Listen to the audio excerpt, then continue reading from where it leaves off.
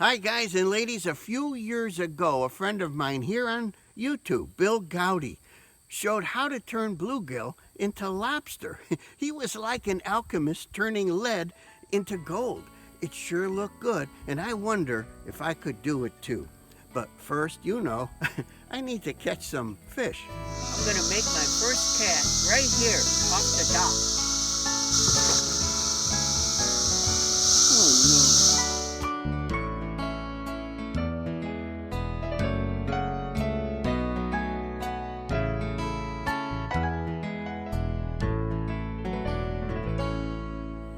Our lake is drought-stricken. Water levels are down 1.5 feet, but the show must go on, and I want to try for bluegill using this. This is a tiny 1-inch rubbery thing called a gulp minnow. They're packed in some smelly solution. I've got it on a 1/32 ounce jig, and I don't know if I could even cast this tiny thing. Well, check the notes below for all the equipment I'm using. Right now, let's get out there.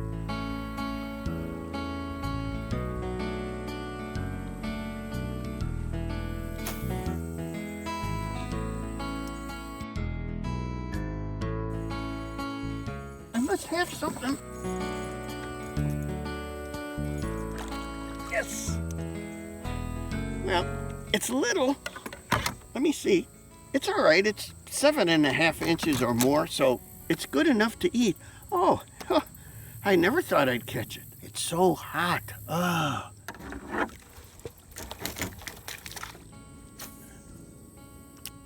Yeah.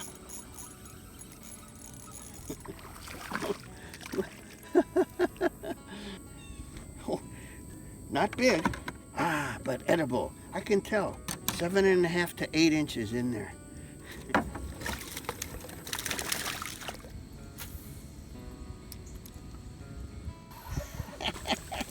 Look at this, right at the boat. Oh. I was finished with the cast. I was right next to the boat like this far. I'm going to fillet him. You know, the scientists say we need to remove these little guys from the lake. They're taking all the food away from the rest of the fish.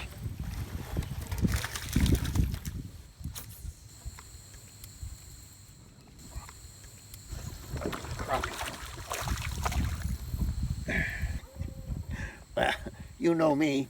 I don't care for crappie, but I'm desperate. I want this recipe to work. I'll keep him. Yes. I don't know what it is. It's another crappie. All right, little. They're in by those trees. What is this? I don't know. I think I know. Yeah, baby, a bluegill. My fave. Nice one.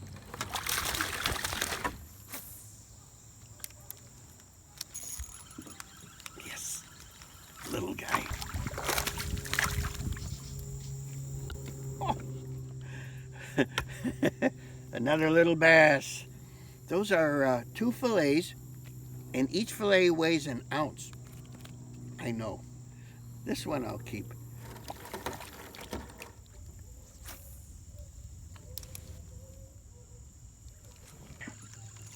Yeah, got something. Yes, sirree, Bobby. Oh, little. Hold the phone. He's not too little. He's fine. Ha ha! Almost 8 inches.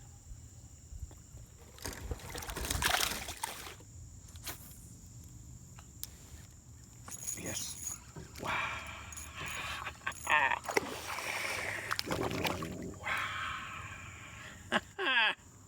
It's pretty good. I mean, it's okay. That's enough. Whoa. Wow, look at that. I have a whole mess of fish. That's plenty. I've got plenty of fish for my poor man's lobster. I'm getting in the house. I'm going to fillet them. I'm going to try that recipe tomorrow.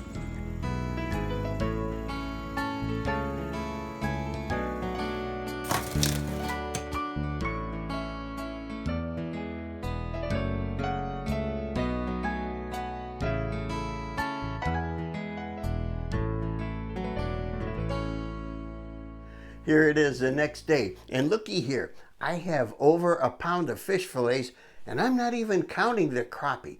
I'm itching to get started on our poor man's lobster, but I need some vegetables in my diet, so let's do a little side dish. Okay, I've got about 30 spears of asparagus all trimmed up here. And in the pan, I've got about a half stick of butter. Right now, let's add about 2 tablespoons of this olive oil. And now I'm going to crank up the burner to medium high. I've got 3 teaspoons of minced garlic here. Let's dump that in. Here's a teaspoon of kosher salt. I don't know, about a 1/4 teaspoon of fresh ground pepper. Okay, you cook your garlic only for a minute, then you add your asparagus. Is it asparagus? Asparagus. I'm going to cook these for 10 minutes, and I'm going to keep rotating, turning them. These are done. I'm going to get them out.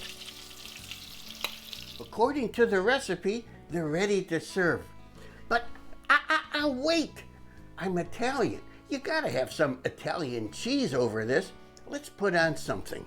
Copious quantities of freshly grated pecorino romano. Pecorino romano.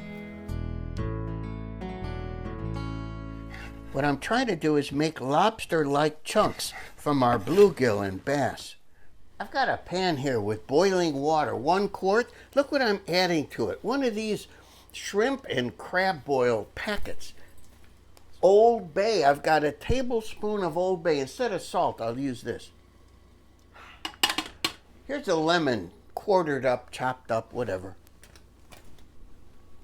Here's a half stick of butter I'm going to melt. Let that boil for a while. I don't know, here goes. 1 pound of our lobster meat. Fish.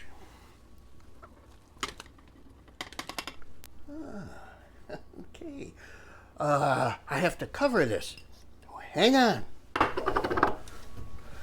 Cover.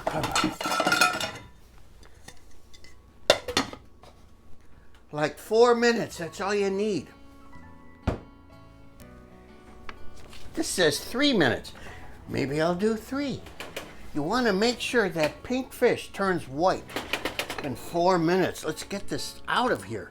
Look what I've got, one of these things. I think they call it a spider.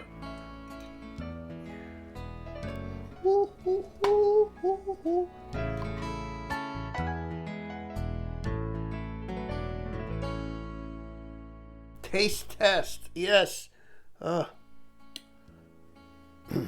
lobster, our butter.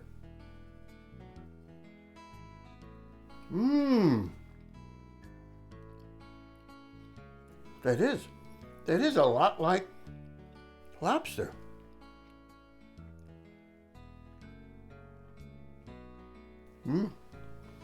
Oh, asparagus. You see, I'm alone tonight to try this recipe. I was hoping to have the love of my life, the famous celebrity restaurant and food critic, Miss Lulu Cheeks, over.